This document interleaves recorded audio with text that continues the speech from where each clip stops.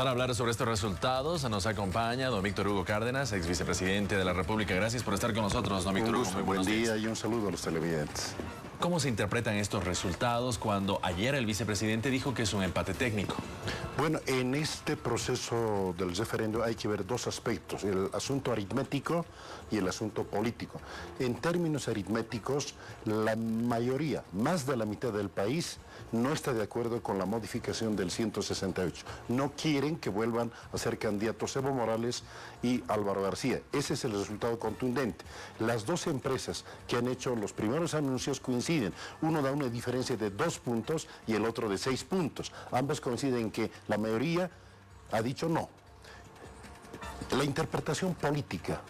Un gobierno que merece el rechazo de más de la mitad del país, es paradójico que en boca del vicepresidente intente torcer los resultados. El vicepresidente anoche, de una forma agresiva para la opinión pública del país, lo que ha anunciado es el fraude. Es decir, alterar los resultados para que gane el sí. Lo pueden hacer, porque en este referéndum los delegados de las distintas opciones no siempre tienen las mismas condiciones. Anoche, por ejemplo, en el Sehuencoma, ¿no?, había restricciones al ingreso de los representantes del no. En Oruro, ayer se cerró las puertas para el recuento interno. Comenzaron a puerta cerrada. Gracias al trabajo de los medios de comunicación logró revertirse. Hay la intención de alterar los resultados, pero en términos políticos es un gravísimo error y una ofensa al país intentar hacer eso, y en términos aritméticos el gobierno debería reconocer la derrota. ¿Cómo afectan estos resultados a la correlación de fuerzas políticas? Ha cambiado totalmente, porque el gobierno estaba acostumbrado no a tener resultados, sino a comenzar una campaña electoral con más del 50% o 60% de apoyo. En este referéndum comenzó perdiendo, porque ninguna encuesta le daba más del 40%. En cambio, el sí de partida tenía más del 50%. El resultado lo ha ratificado. En ese sentido, creo que el escenario político ha cambiado. Ya no hay la fuerza política mayoritaria avasallante. Ahora, el país, lo menos que podemos decir, está dividido. Hay una mitad que mantiene su apoyo al gobierno y hay otra mitad que está contra el país.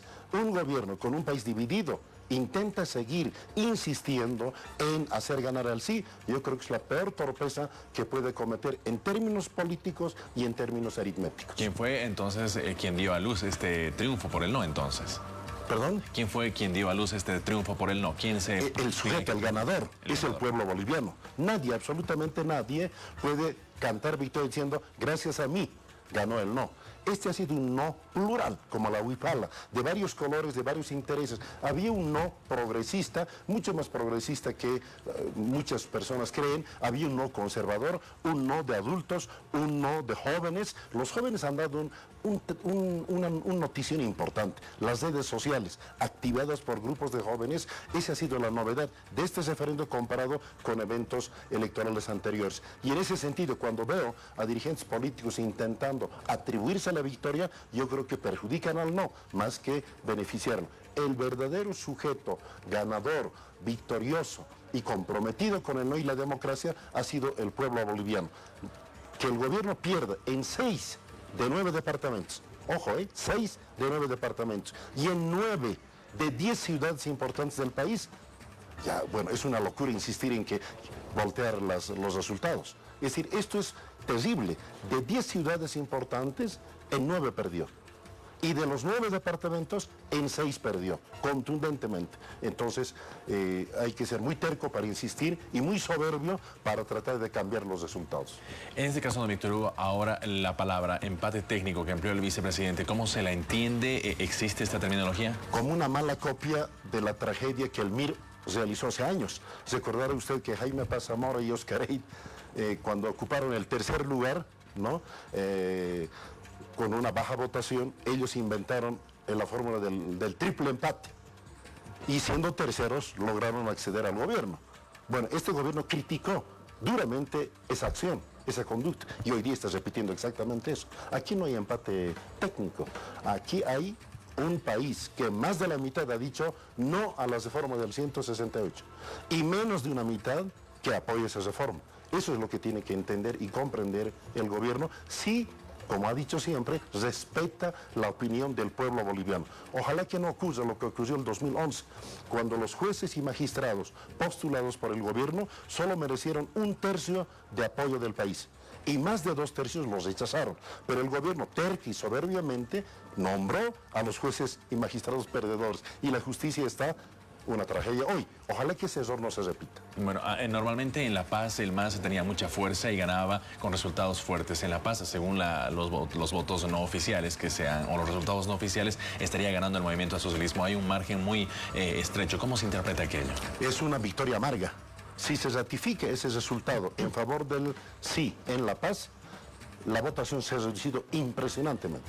Es una victoria amarga, porque estaba acostumbrado el gobierno en La Paz a no tener competidores. Por ejemplo, en La Paz, en la ciudad de La Paz, en las recientes elecciones sacó todos los uninominales que había, no dejó nada para la oposición. Eso ya cambió. Es decir, el país, no solo La Paz, el país ha cambiado totalmente. Entonces, el tradicional apoyo masivo al gobierno se ha reducido sustancialmente. Eso debería entender el gobierno. Pero claro, están con una borrachera del poder, no quieren soltar por nada. Y si van a tratar de cambiar a las buenas, lo van a hacer. Y a las malas, están decididos. Eso es lo que anunció el vicepresidente. Es decir, ya no hay un enfoque de convivencia democrática. Es un enfoque de imposición, de soberbia y autoritarismo. Es una pena que eso ocurra. Evo Morales ha encabezado, como nunca antes, esta campaña por el sí. Ha convertido casi el referendo en un plebiscito y ahora tuvo esta respuesta. ¿Cómo se interpreta aquello? Y además esa respuesta le obligó al presidente a ocultarse. No dio la cara. Eso es paradójico. Es decir, está en la conciencia del presidente que esta ha sido una derrota política, una derrota aritmética para su postura del sí, para la aprobación del 168. Ojalá que esa conciencia del presidente contagie a sus colaboradores. Lástima, otra vez, más que el presidente, otra vez salga el vicepresidente, que fue el del grupo que maquinó la convocatoria del referéndum, ahora intenten mostrar otro panorama. Es una pena que se repitan lo que tanto criticaron a gobiernos anteriores, triples empates, empates técnicos, y ahora ellos estén con el mismo lenguaje y con la misma soberbia. Pasado un día de la votación, ¿para qué sirvió entonces este referéndum? ¿Ha mostrado que el país está polarizado? Yo creo que este referéndum, como lo hemos dicho antes, sirvió para dividir al país. Sea una u otra posición, el país está dividido. La Cancillería chilena ahorita debe estar bailando de dos patitas, porque la unidad que el país logró para la reivindicación marítima ahora se ve fracturada. Y además sirvió para desmoronar la confianza que tenían el presidente y el vicepresidente. Tenemos un gobernante que falta la verdad, gobierna entre mentira y mentira. No quiero resumir las mentiras. El vicepresidente acabó siendo un académico chuto. O sea, el escándalo, la desconfianza, la corrupción apareció. Este referéndum sirvió para desnudar la miseria de nuestros gobernantes. Es una pena que eso ocurra. Como boliviano yo estoy muy preocupado, muy apenado, pero ellos nos llevaron a este callejón sin salida del referéndum, que lo único que mostró fue el desmoronamiento de la confianza del gobierno, la pérdida de apoyo electoral y la desconfianza y división del país. Gracias por acompañarnos en esta entrevista. Muy amable. Continuamos con más en la revista.